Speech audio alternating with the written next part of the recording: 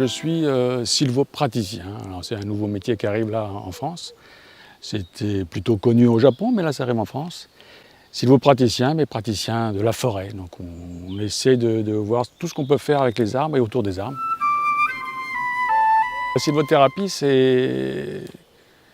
comment dire, la sylvo, c'est la forêt. La thérapie par la forêt. Ça veut dire qu'on peut se soigner. On peut se soigner par la forêt. On a des arbres guérisseurs, des vrais arbres guérisseurs, et d'autres arbres avec des bienfaits particuliers.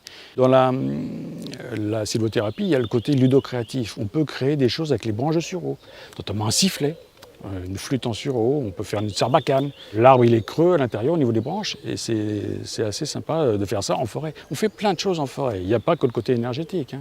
On fait plein de choses. Le côté créatif, ludocréatif, land art, faire des mandalas, concevoir des choses, on est dans la créativité pure. Aujourd'hui, tout le monde peut venir en forêt, en pleine nature, profiter des bienfaits des arbres. Tout le monde.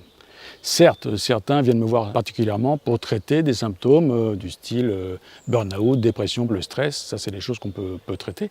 Mais il y a d'autres maux de tous les jours qu'on peut traiter au sein de la forêt. Il n'y a pas de souci.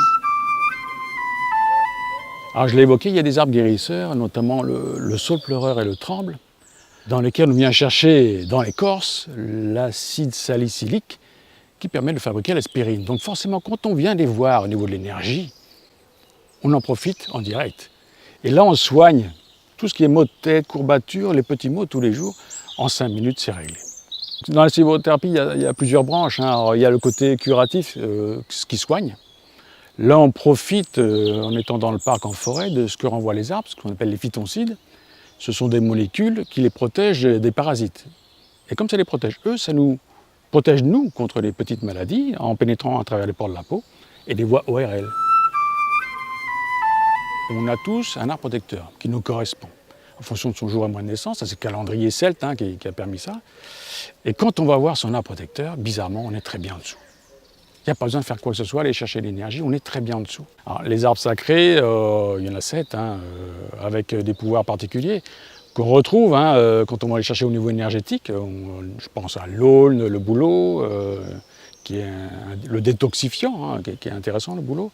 Le chêne aussi, qui est le papa de la forêt, lui, qui est la force tranquille, qui nous régénère vraiment. Quand on est fatigué, on va voir le chêne. Et dans l'ouvrage, il y aura 120 défis à faire, 120 activités qu'on peut faire avec les arbres ou autour des arbres. Donc il y en a vraiment pour tous les goûts. Alors, je crois qu'il y a un réel besoin de se reconnecter à la nature. Ce n'est pas suite au Covid, au confinement.